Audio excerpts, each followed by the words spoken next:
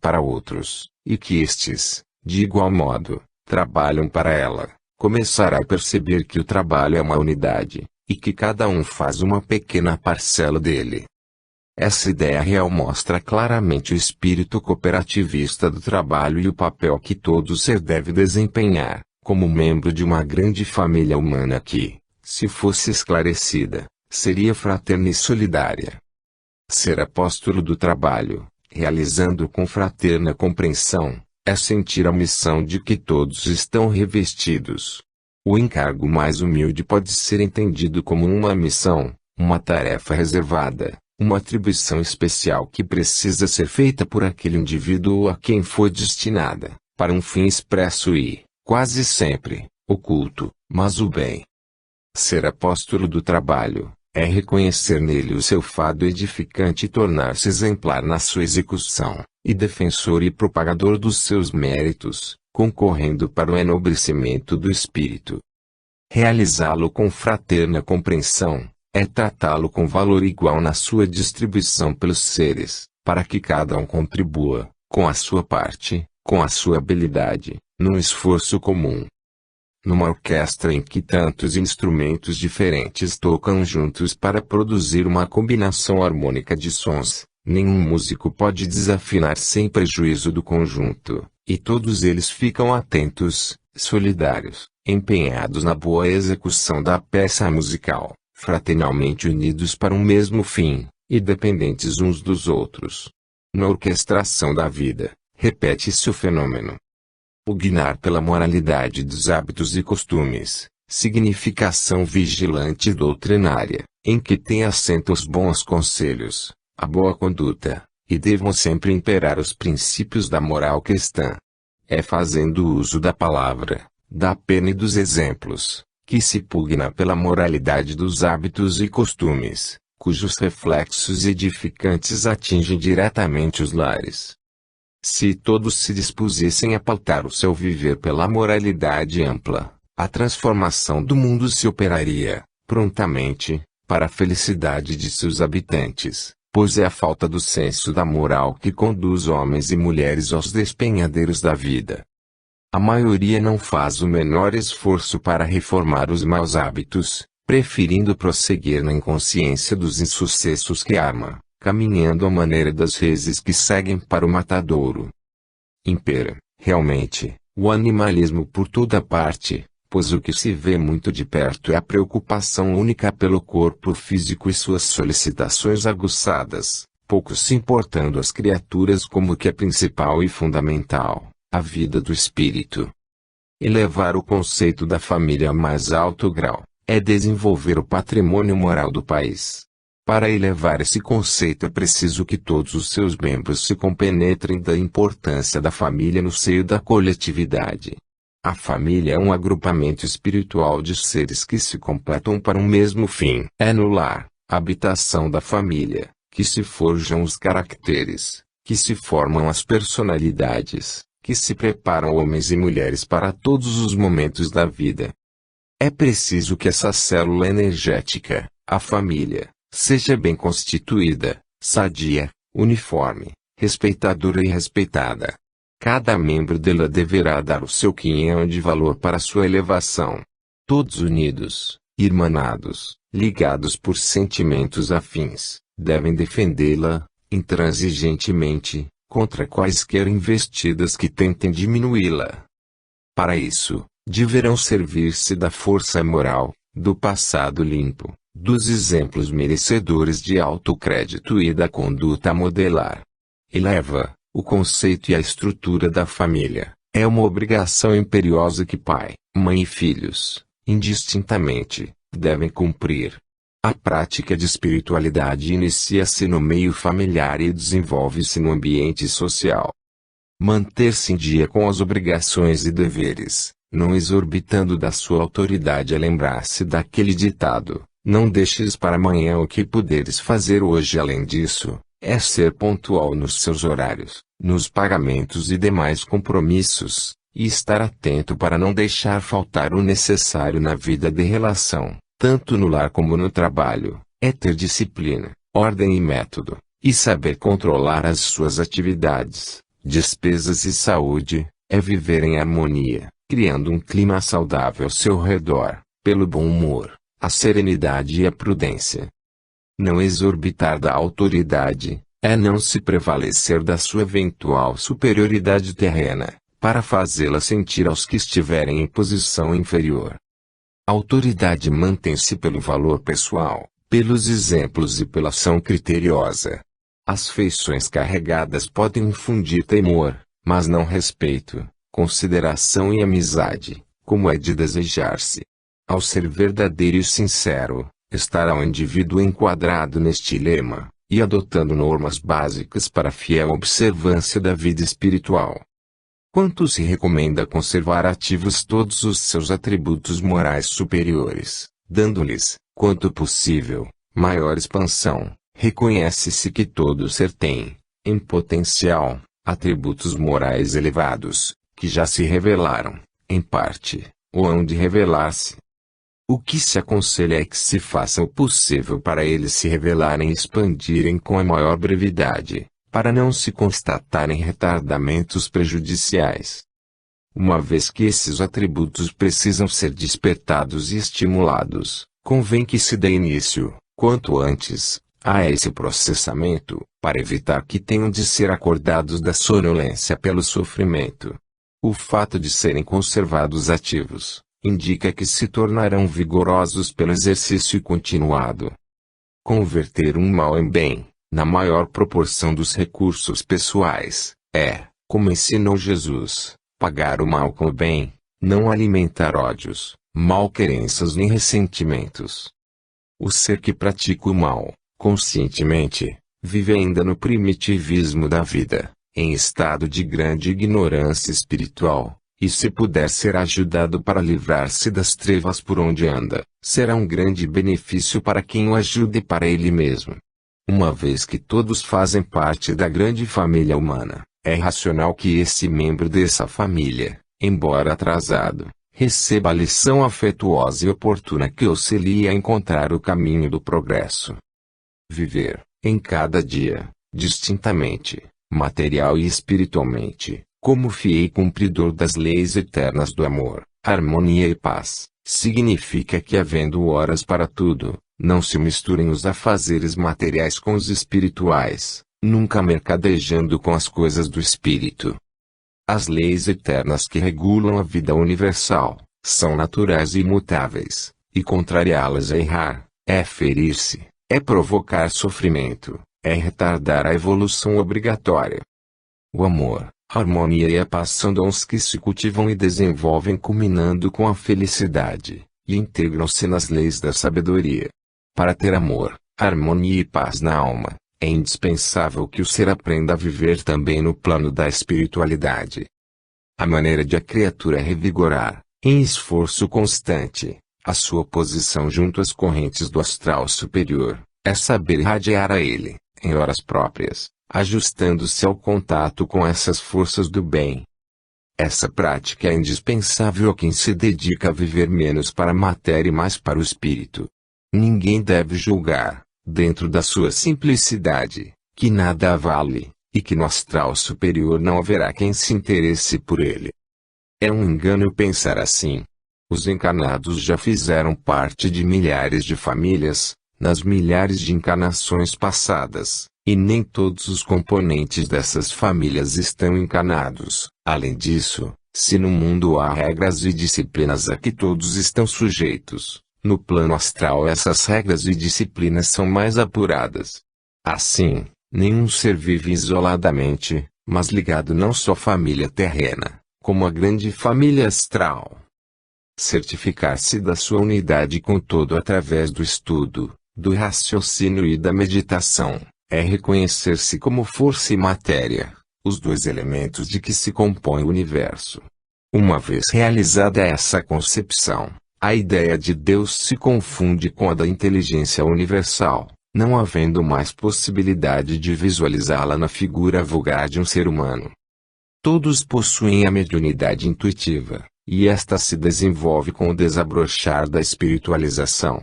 E por meio dessa faculdade que se estabelece o contato espiritual com as forças superiores, e se recebe aquilo que se chama inspiração ou intuição. O espaço está impregnado de pensamentos emitidos pelos incontáveis espíritos que o ocupam, e como os pensamentos afins se atraem, tem o ser a possibilidade de, por meio da intuição, pôr-se em ligação com os pensamentos de idêntica vibração, e receber a solução para os seus problemas, com a ajuda do raciocínio. Poder-se-ia dizer que a humanidade sofre porque quer, uma vez que se dedicasse à espiritualidade, a maioria dos sofrimentos nela não encontraria guarida. Mas há de reconhecer-se que as seitas materialistas iludiram, por tal forma, as massas de crentes e fiéis, que se torna difícil a estes abandonarem as esperanças fagueiras que lhes são acenadas, para aceitar a verdade crua e nua da espiritualidade. Por isso se fazem surdos e esconjuram quando o que se diz não afina com as afirmações dogmáticas estabelecidas. A espiritualização não pode ficar restrita a palavras. Ela exige ação, seja pelo exercício, seja pelo estudo ou pelo exemplo, e sempre haverá alguma forma de praticá-la ou externá-la. No racionalismo cristão existe essa prática, a qual se dedicam os estudiosos da doutrina, que é efetuada em complemento aos seus ensinos. Quando se fala em espiritualização, alguns pensam que se trata de invocação de espíritos, por associarem a palavra espírito à espiritualização. Ignoram esses, lamentavelmente, que são, como os demais, apenas espíritos, e que a aparência física passageira não pertence à estrutura espiritual.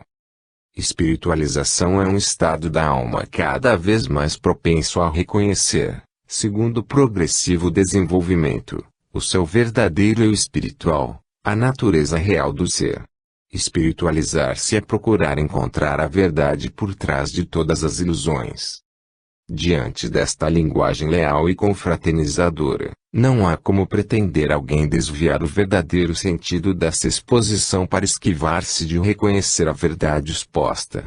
Não tem a doutrina racionalista cristã o menor interesse em dizer uma coisa por outra, porque não busca nenhuma vantagem para si nem precisa de coisa alguma por via de solicitações. Com esta independência moral, tem autoridade para apresentar os seus ensinamentos liberalmente, sem esperar retribuições. 5. A verdade. A verdade diz o que é real, o que é certo, puro e autêntico, o que é genuíno, fiel, sincero e leal. O grande foco abrange toda a verdade. Onde ela está, não pode permanecer a ilusão, o fictício, o simulacro. Neste mundo de ilusões e fantasias, onde a verdade tem de ser procurada, predominam as falsas aparências, o que é quimérico, passando o indivíduo a viver no mar tumultuoso da dúvida e incerteza. Ninguém pode conhecer toda a verdade, por envolver ela a ciência total, em qualquer sentido, mas cada um pode conhecer parcelas importantes dela, na medida do seu entendimento, do seu saber, da sua capacidade espiritual de absorção. O conhecimento da verdade não é negado a ninguém que o procure, porque ela é o mais profundo manancial da vida. Na marcha evolutiva todos vão ganhando, dia a dia, maior conhecimento da verdade, na proporção do progresso espiritual que for manifestado. O racionalismo cristão sendo, como é, uma doutrina essencialmente espiritualista, expõe a verdade claramente, sem subterfúgios, na divulgação dos seus ensinos. Alguns podem, de início, sentir-se um pouco chocados com a dureza da realidade, mas, diante da sinceridade dos argumentos, acabam se familiarizando com ela, e tornam-se, por fim, fervorosos anelantes do seu conhecimento. Diz-se por aí que a verdade nua e crua dói, quando é apontada, embora para fins corretivos. É assim, realmente. Mas essa dor é benéfica, cicatrizante, balsâmica, e vale a pena suportá-la, pelo bem que faz. Houve um tempo em que se acreditava que a Terra seria chata e que o Sol girava em seu redor. Quando a verdade resplandeceu mostrando que a Terra é quase esférica e gira em torno do Sol, estabeleceu-se pânico na igreja ditatorial da época. era a verdade contrariada e perseguida pela própria Igreja. A teoria verdadeira desse movimento, descoberta por Copérnico, foi condenada pelo infalível Papa Paulo V, que a declarou contrária ao texto das Escrituras Sagradas. Mais tarde Galileu, também baseado em estudos científicos, confirmou a verdade demonstrada, anos antes, por Copérnico, e tão graves foram consideradas as suas declarações verdadeiras, que lhe valerão as maiores perseguições do clero dominante. Em 1632, Galileu reuniu, num livro, todas as provas da verdade encontradas no sistema de Copérnico e foi, por essa razão, condenado à fogueira pela Santa Inquisição, só escapando desse martírio por sujeitar-se de joelhos, abjurar, perante o tribunal inquisitorial, a sua pretendida heresia. Não contentes com isso, mantiveram-no cativo, ou sob rigorosa vigilância, até o fim de sua existência terrena. Assim registra a história a maneira pela qual tem sido perseguida a verdade por aqueles que se diziam, ou dizem, mensageiros de Jesus. Ainda hoje não faltam fanáticos que, como no tempo de Galileu, gostariam de poder levar à fogueira todos aqueles que denunciam a verdade verdadeiríssima da lei das reencarnações, da inexistência de céu e inferno, da nulidade do perdão, da inverídica condenação eterna, da imutável lei de causa e efeito e de muitas outras que ofuscam a vista dos ilusionistas do sacerdócio. Aos que gostam de sofismar, poderá parecer combate o que se acaba de relatar, mas é a história que registra o fato, e que a história revela, é para ser conhecido de todos os que desejam ilustrar o espírito sobre acontecimentos reais do passado. E lamentável que o clero se haja envolvido em casos de tão flagrante injustiça, ao condenar cientistas que revelaram a verdade, sendo esta, como já se disse, a encampadora de toda a ciência, no sentido geral. Neste mundo de vaidosos, presunçosos, atrevidos, déspotas, fanáticos, mal-educados, perseguidores e perturbados, não se pode dizer sempre tudo o que interessa à verdade com a alma aberta, porque pela falta de compreensão, ilustração espiritual e entendimento, o ódio aflora em almas aparentemente dóceis, e faz delas joguetes do astral inferior. Uma das grandes manchas que ficaram na história, com respeito às atrocidades do clero, foi haverem queimado viva, numa fogueira, a inocente Joana d'Arc, que, segundo os clérigos, havia cometido o crime de dizer a verdade ao revelar-se médium auditivo e vidente, fenômeno comum na ciência da vida que os ignorantes tomaram como obra de feitiço. Ninguém poderá apagar essa mácula que ficou registrada, em letras de fogo, no grande livro da vida humana. Joana d'Arc foi, apenas, um instrumento das forças superiores, que dela se serviram para empregar a força dirigida com o fim de solucionar um certo problema, assim como o cirurgião aplica o bisturi para resolver o caso patológico de um órgão do corpo em decomposição ou em vésperas de contaminação. A verdade, pois, tem sido causa de espantosas deflagrações do espírito humano, quando fortemente escudados nas suas convicções interesseiras, estribadas em nulos conhecimentos espirituais. Nestas circunstâncias, a criatura costuma fazer um esforço desesperado para manter a capa que abriga o seu ponto de vista, e apela para todos os processos, inclusive os indecorosos, a fim de resguardar-se na posição que lhe agrade.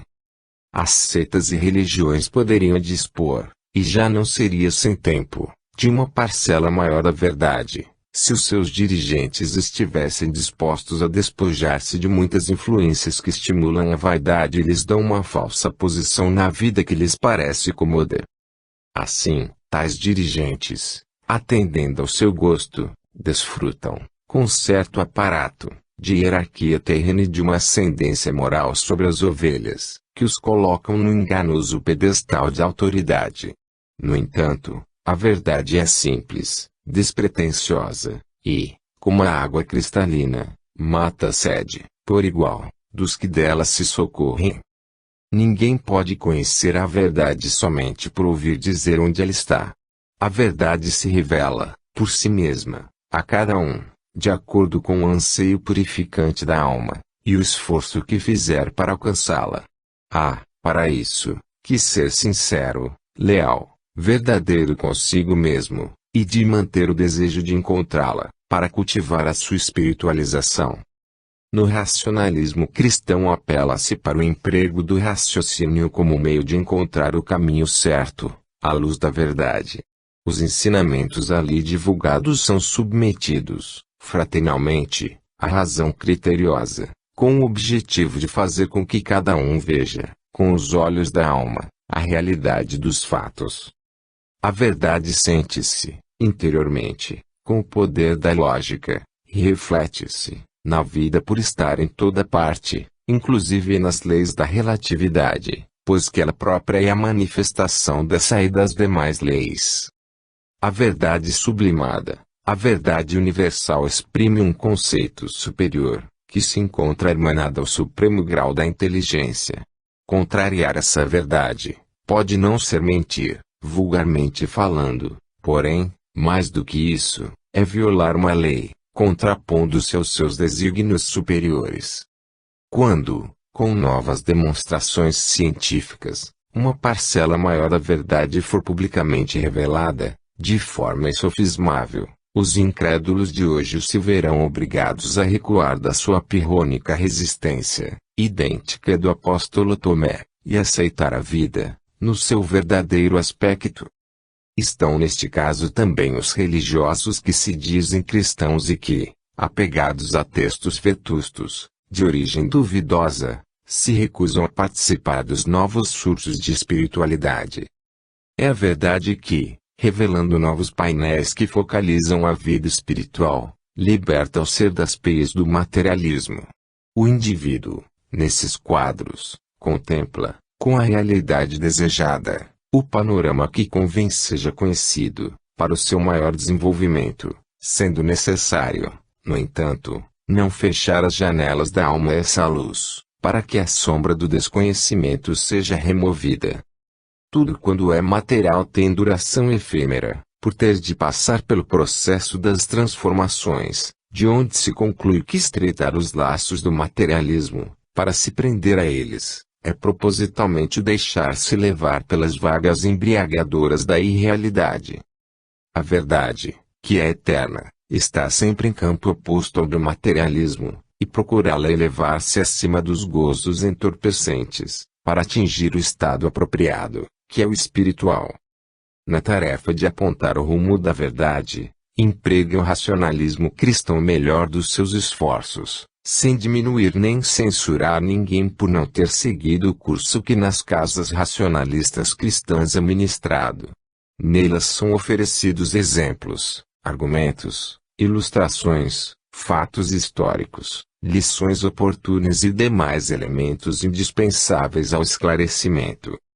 O trabalho tem de ser lento e perseverante, e muitos são aqueles que só aos poucos, e com muito custo, poderão despir-se das roupagens milenares do convencionalismo e do conservadorismo decadentes, pejadas de adornos condecorativos e nobiliárquicos, para se recomporem com uma leve e simples túnica branca, simbolizadora das virtudes excelsas, em que se reflete a pureza da verdade, consubstanciada nos ensinos realmente cristãos. 6. Moral cristã. Entende-se por moral, no sentido amplo, a observância dos bons hábitos e costumes na vida humana de relação, em que sobressaem as atitudes de decência, honestidade, pudor, justiça e equidade. Varia o conceito da moral entre os povos, segundo a tradição, o temperamento, a étnica, a posição geográfica e os fundamentos religiosos. O que constitui preceito moral para uns, nem sempre está de acordo com o entendimento de outros, conforme aquela variação conceitual exposta. Como exemplo, vale citar o caso da poligamia, da existência de haréns, do senso acerca do nudismo e da mercantilização do casamento. Os países cristãos têm a sua moral baseada nos ensinamentos de Jesus, denominada moral cristã. Essa moral é seguida pelo racionalismo cristão, em toda a linha, por reconhecer nela que o respeito ao próximo, a igualdade de direitos e a ampla consagração fraterna, são esteios que se aprofundam na firmeza da justiça emanante, e na grandiosidade do amor espiritual. A moral cristã é o poderoso sustentáculo da constituição da família, núcleo respeitável que representa a pedra angular da espiritualização de um povo, pois ali é que germinam as ideias sadias, os conselhos construtivos, as diretrizes da evolução. Se o sentido da moral cristã fosse melhor compreendido e cumprido, a humanidade estaria desfrutando todas as dádivas espirituais cabíveis, e o mundo seria um pouso refrigerante para as almas encarnadas. Para processar-se a evolução dos seres, não seria preciso que a Terra oferecesse os amargurantes meios que se constatam, pela precária aplicação da moral cristã nos atos da vida. A evolução tem de efetuar-se seja por bem ou por mal. Infelizmente, a humanidade prefere que seja por mal. A moral cristã é a bandeira sob a qual devem perfilar-se aqueles que realmente querem evoluir pelo caminho do bem.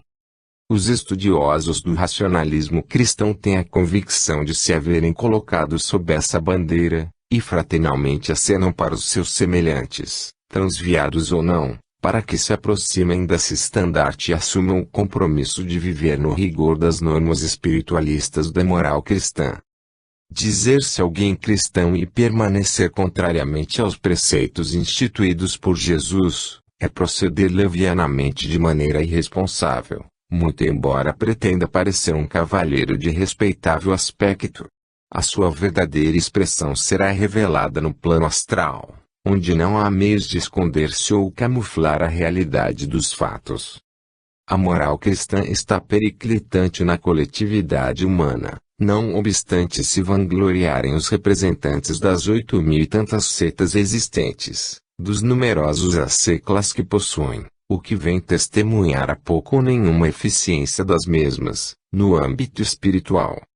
Passe-se uma vista de olhos pelos magnatas, pelos tubarões da economia popular, pelos que enriquecem da noite para o dia, pelos assambarcadores, pelos contrabandistas e especuladores de toda espécie, e veja-se se não estão todos, ou quase todos, filiados, direta ou indiretamente, a uma das numerosas seitas ou religiões. A tais indivíduos não interessa saber da moral cristã que estorva os seus planos inconfessáveis, a sua ânsia desenfreada de se aproveitarem da posição e da oportunidade.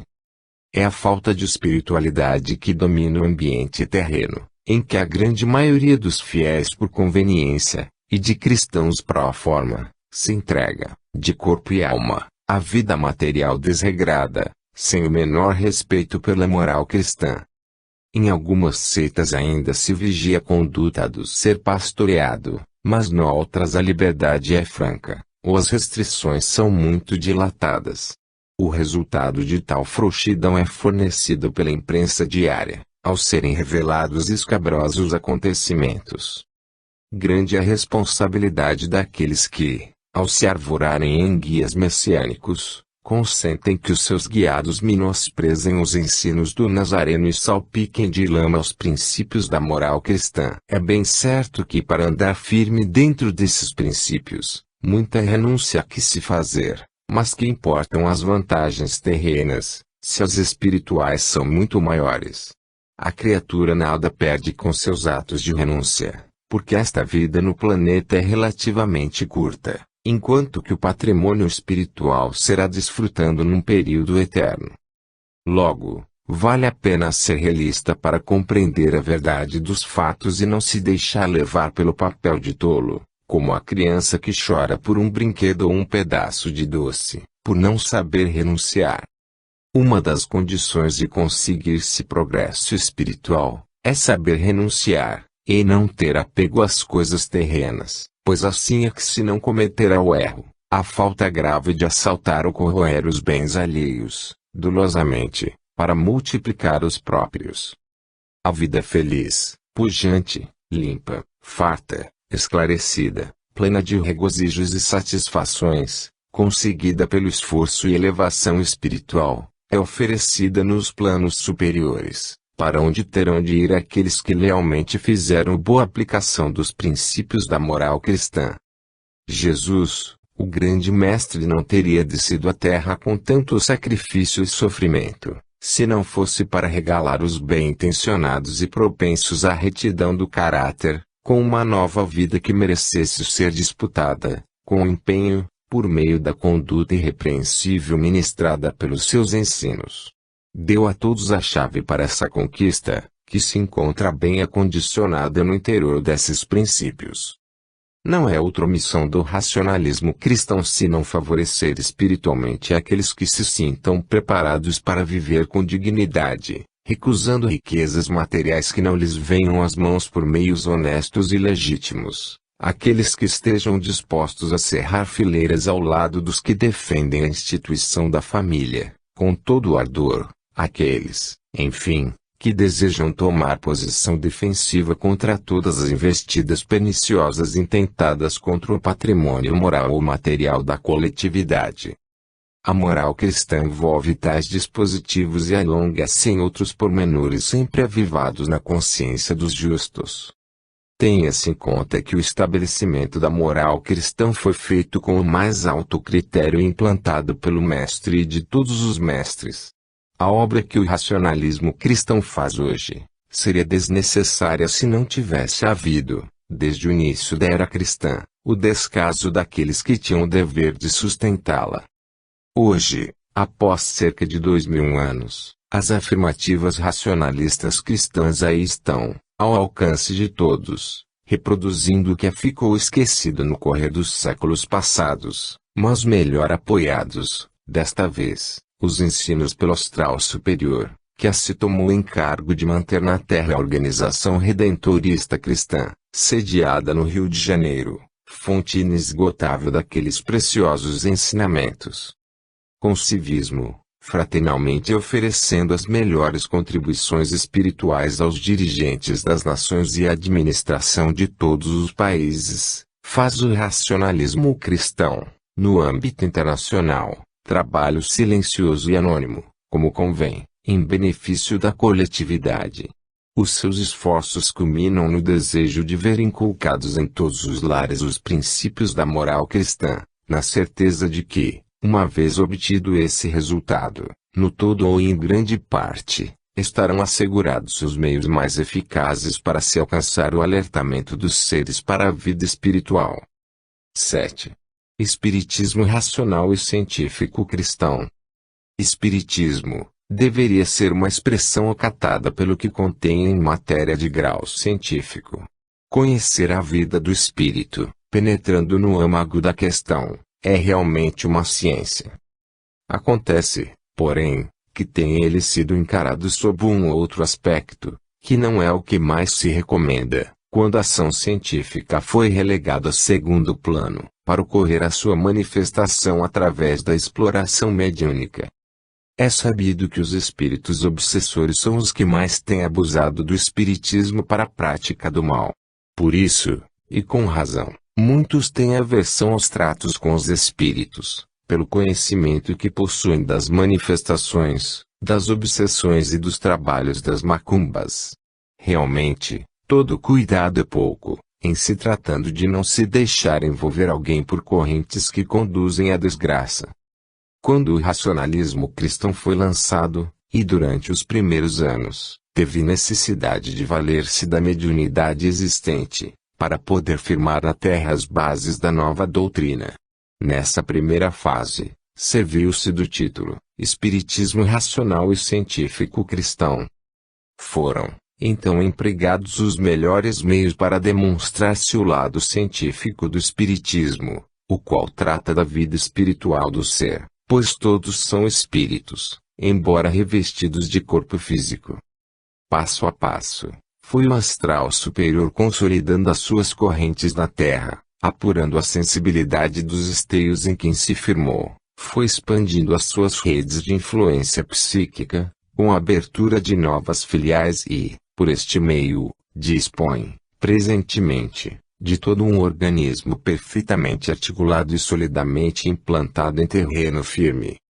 Aos poucos foi a doutrina, num processo natural de evolução, alargando as suas perspectivas, recodificando os seus princípios, atualizando as suas prédicas pelo espontâneo desenvolvimento espiritual dos seus servidores terrenos até que chegasse o momento de receber a oportuna designação, mais consentânea com a sua verdadeira composição, de racionalismo cristão.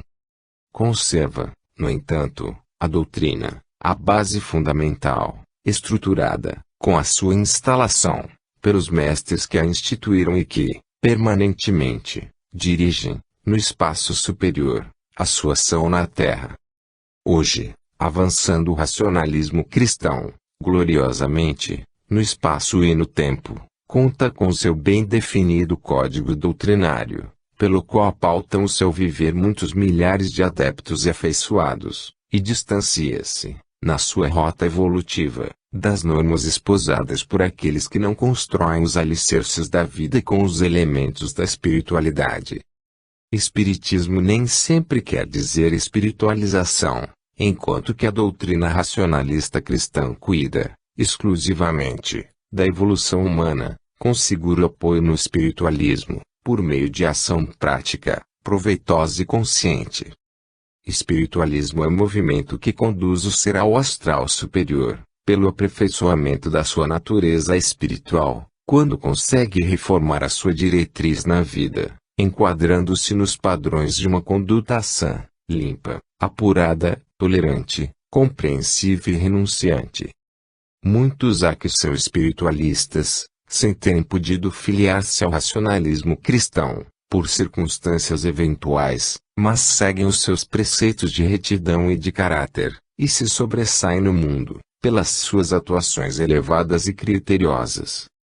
Reconhecendo tal evidência, proclama o racionalismo cristão que não pretende que só os que estão alistados em suas fileiras sejam espiritualistas, mas todos aqueles que tiverem independência espiritual para aceitar os princípios verdadeiramente cristãos, à luz da verdade, pondo-os em prática. Pelas suas obras os conhecereis, afirmou o grande Nazareno.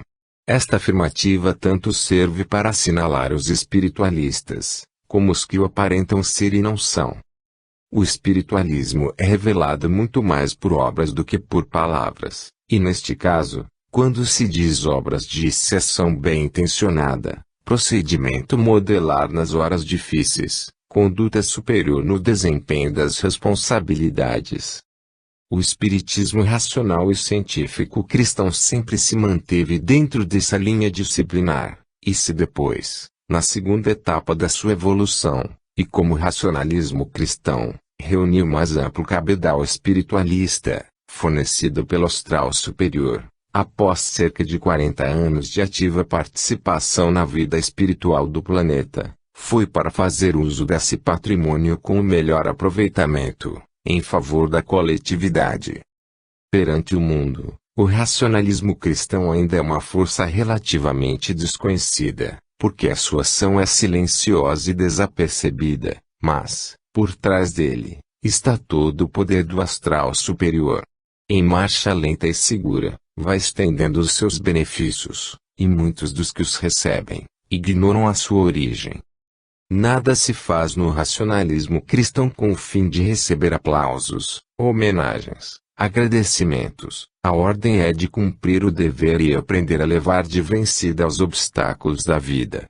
Estudar a sua história é, por um lado, tomar conhecimento das lutas e dificuldades que teve de enfrentar, e por outro, constatar a sua progressiva projeção espiritualista, no cenário humano. A tarefa desta doutrina tem objetivos muito distantes, os quais serão alcançados com o poder que lhe assiste, e, ainda, com base na firmeza dos seus dirigentes terrenos que se submetem ao comando das forças superiores, a quem cabe assegurar todo o êxito desse insuperado movimento cristão. A humanidade terá de espiritualizar-se, porque a evolução é a medida que se impõe. Não adianta a reação contrária, uma vez que há de sempre prevalecer o bem sobre o mal, a justiça sobre a injustiça, a verdade sobre a falsidade, a força sobre a fraqueza. A força é mola do universo, é vida, inteligência e poder, três importantes atributos espirituais. 8. A imprensa. A imprensa reflete o estado de sanidade de uma coletividade. O povo será são, moralmente, se a imprensa for limpa, sadia, construtiva e arejada. Ao contrário, se o povo, especialmente o pensante, o intelectualmente desenvolvido, prima pela falta de caráter, de decência, de honestidade, a imprensa que o representa se revela pelas características apontadas. É doloroso constatar-se que, entre labutantes da imprensa, alguns rebaixem as suas elevadas funções para se entregarem à faina comercialista inglória de enriquecer à custa da desonra, da intriga, da falsidade, da exploração, da calúnia, dos golpes aventureiros, da extorsão e da corrupção dos costumes implantados pela moral cristã. Jornalistas espúrios, sem qualificativo abonador, acuados pela necessidade de pão para o seu sustento, encontram guarida em certa imprensa, para transudar fluido maligno, acumulado na alma desprovida dos mais elementares conhecimentos de ordem espiritual. O jornalismo ainda é profissão mal compreendida. Falta-lhe, em muitos casos, a escola de princípios para valorizar a classe.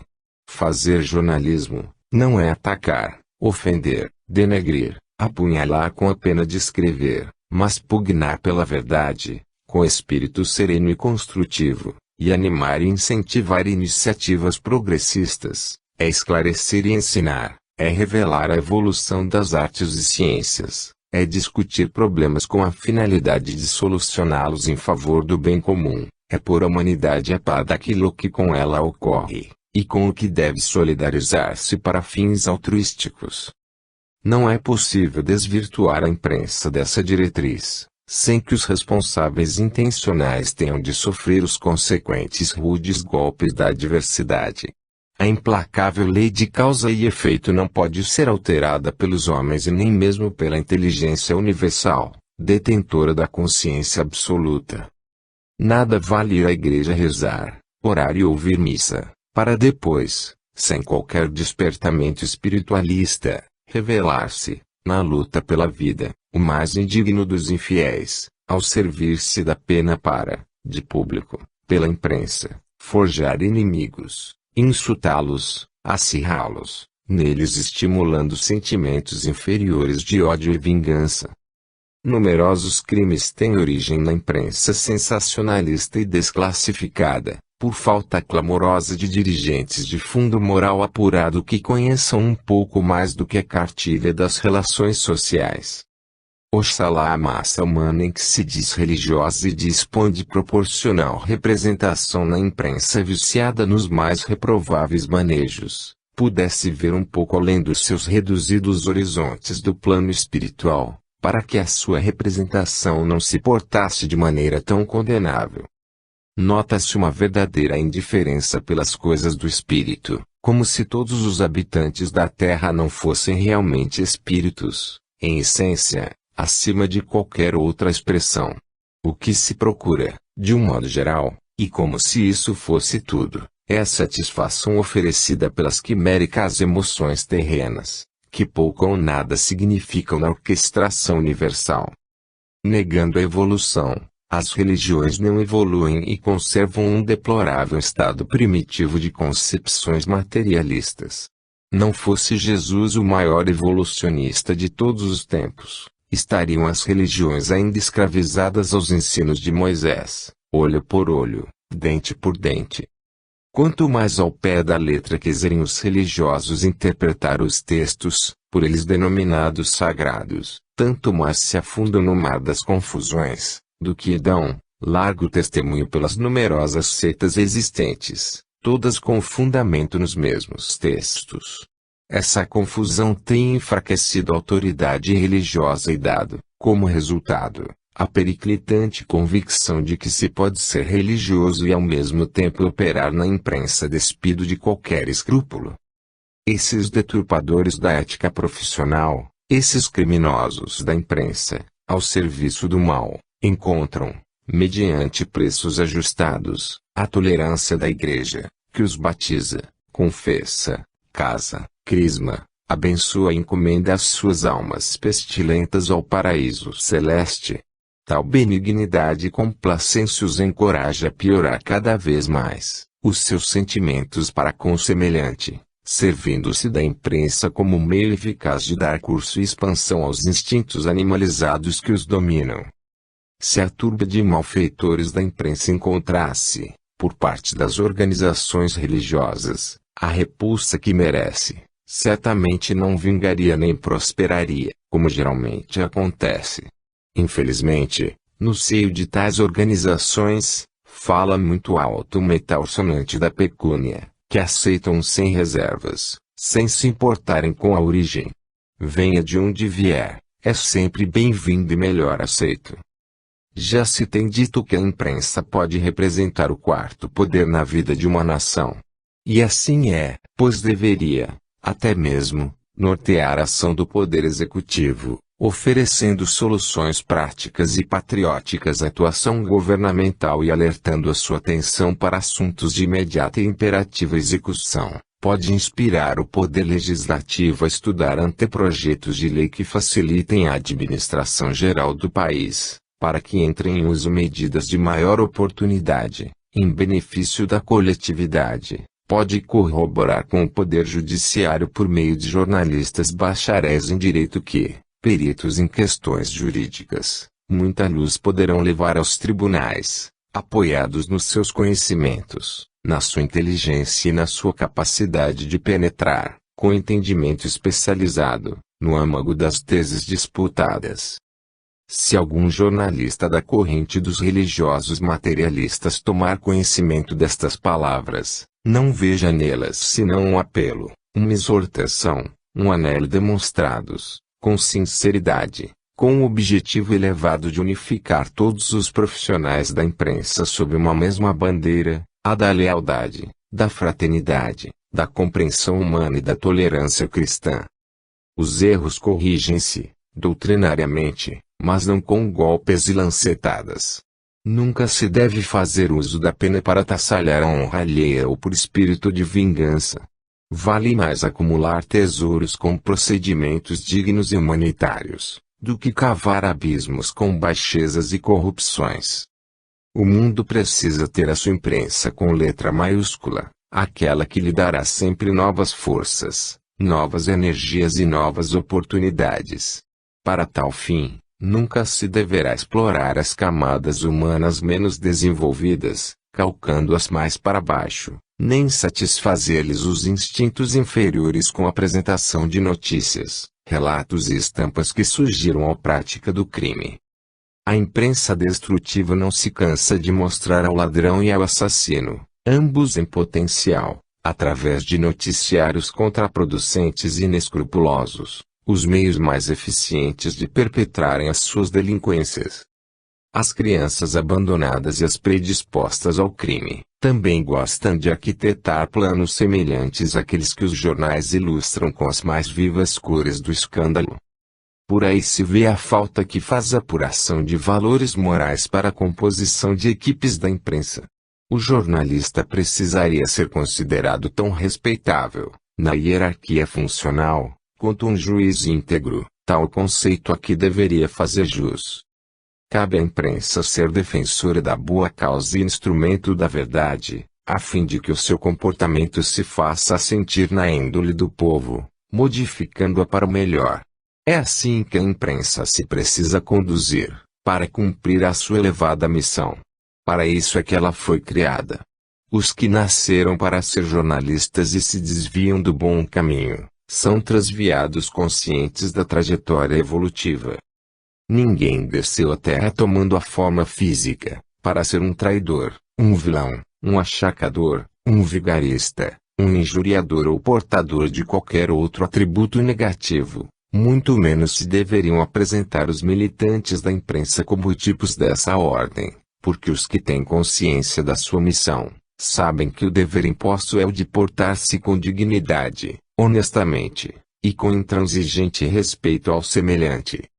O jornalista que se curva, vergonhosamente, ao suborno, o que explora sua profissão extorquindo do próximo proveitos indecorosos, por meio de coação, é indivíduo que desce ao poço da lama, para impregnar a sua alma das manchas mais corrosivas.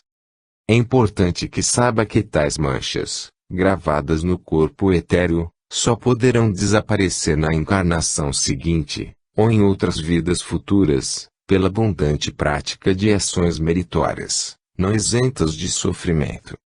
Desse modo, o jornalista que prefira manter-se alheio à vida espiritual e aos seus deveres superiores, julgando-se muito poderoso por poder servir-se da pena para denegrir os seus desafetos, está, com isso, preparando um pesado infortúnio, em dias muito amargos que hão de vir. Eis, pois, a falta que faz o esclarecimento aos homens da imprensa. Não é possível que sabedores da realidade do que lhes virá a suceder ao pretenderem saciar os seus instintos inferiores, por meio da pena, não abram os olhos, enquanto é tempo, e evitem encontrar-se, no futuro, em deploráveis condições morais. 9. O que é sagrado? O racionalismo cristão interpreta, a seu modo, o vocábulo sagrado. No sentido comum, religioso, sagrado é o que se não pode tocar.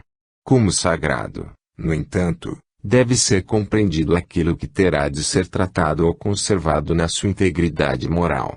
O lar e a família são sagrados, como sagrados são o trabalho, o dever, a honra, a palavra empenhada, a dignidade pessoal, os direitos adquiridos, a manutenção da vida. A criatura está na Terra para promover a sua evolução, sendo, portanto, sagrado tudo quanto concorra para ela. Simples objetos materiais não podem ser sagrados, por faltar-lhes a substância perpétua para imprimir-lhes uma tal significação. Também não há lugares sagrados, em face da precária estabilidade e permanência deles. Poderão existir lugares em que o respeito tenha de ser observado na sua máxima expressão, mas isso não autoriza a dar-se-lhes o cunho de sagrados, a não ser simbolicamente. Deve-se ser, pois, elevado o sentido da palavra sagrada ao supremo nível, no sentido espiritual, nunca confundindo essa concepção com formas físicas transitórias. A Bíblia é por muitos considerada sagrada, e por isso, para esses que assim a consideram, nada nela pode ser alterado nem subtraído. Por esse mal são as seitas e religiões denominadas cristãs conduzidas, através de seus membros, as mais pungentes decepções, pelo erro de considerarem sagrado um livro de onde se poderão extrair, depois de bem escoimado de impropriedades, algumas lições úteis à humanidade, sem que a isso se imponha qualquer consagração. A tendência humana de fazer consagração a objetos vem de longe, como prática primitiva que encontra receptividade nas almas de índole profundamente adorativa.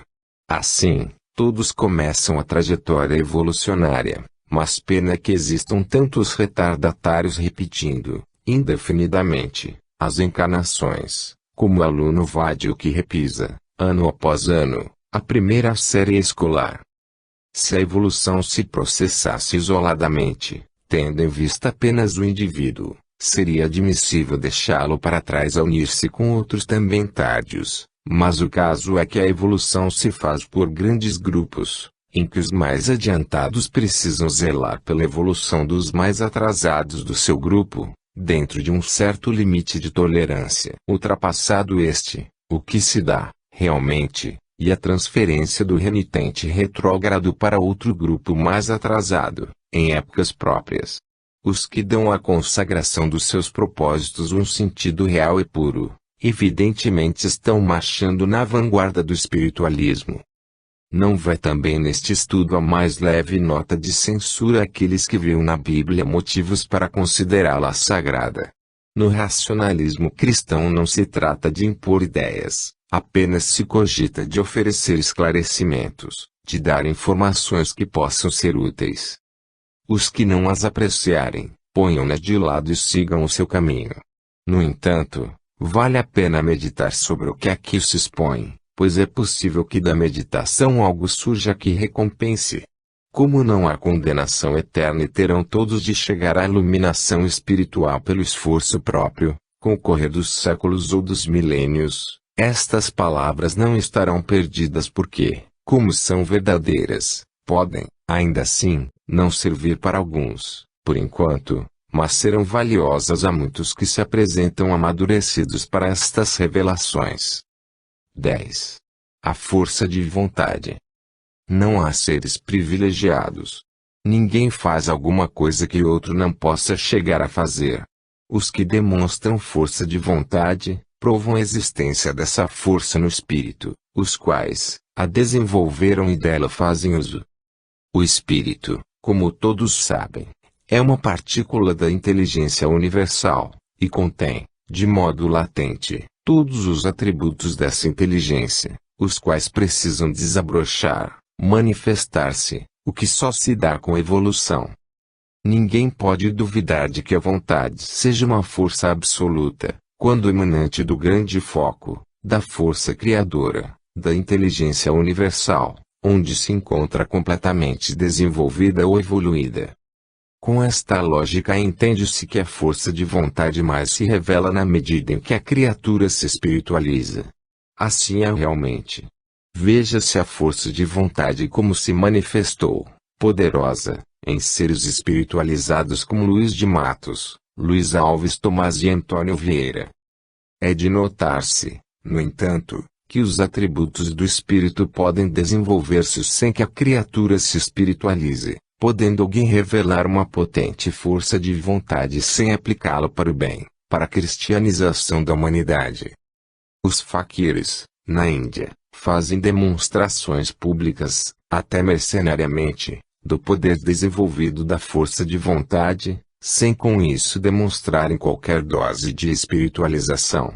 Essa prática é condenada pelo astral superior, pois que ninguém deve fazer propaganda ou explorar comercialmente dons espirituais. Jesus, sempre que prestava um benefício a alguém, recomendava que se guardasse em sigilo a dádiva recebida. São dele estas palavras: não saiba a tua mão esquerda o que faz a direita. A recomendação desse grande mestre foi dada no sentido de nunca se fazer alarde dos bens praticados, pois ninguém deve nem precisa saber quais os recursos que cada qual possui para a prática do bem. O pensamento idealiza, e a força de vontade executa. O pensamento criador está envolvido pela força de vontade, e saturado dela. Assim, a imagem concebida pelo grande foco, revela-se automaticamente. Relativamente ao espírito em evolução, a força de vontade se manifesta, progressivamente, na proporção do exercício realizado. É um atributo que precisa ser despertado do seu sono milenar, no âmago da alma. Em cada encarnação deve ser fazer um certo progresso na exteriorização dessa força de vontade, a fim de alcançar, cada vez melhor, os seus objetivos cristãos. A força de vontade contém a chave do êxito. Nenhum empreendimento se concretiza, de maneira ideal, sem a sua ação coordenada e insistente. Para fazer-se bom uso dessa força, é indispensável que se saiba bem o que se quer. Afastem-se as ideias confusas, e guarde-se uma imagem nítida e pormenorizada daquilo que se pretende. Alinhavado o projeto, estudem-se os contornos e ponha-se em ação a força de vontade para sua fiel execução. Uma vontade fraca, produzida por um espírito indolente, sem confiança em si, pessimista, medroso, aliado às forças inferiores, não conduz a nenhum resultado satisfatório. Cada um deve examinar-se, interiormente, para descobrir as suas fraquezas e dominá-las, do contrário será sempre um vencido.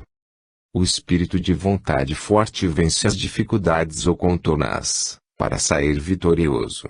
Qualquer ideia posta em prática, encontra, comumente, muitos entraves no caminho, esbarrando, frequentemente, com obstáculos que parecem intransponíveis, mas com persistência, ânimo forte e força de vontade, fazem-se cair as barreiras, na maioria dos casos, e os planos se concretizam.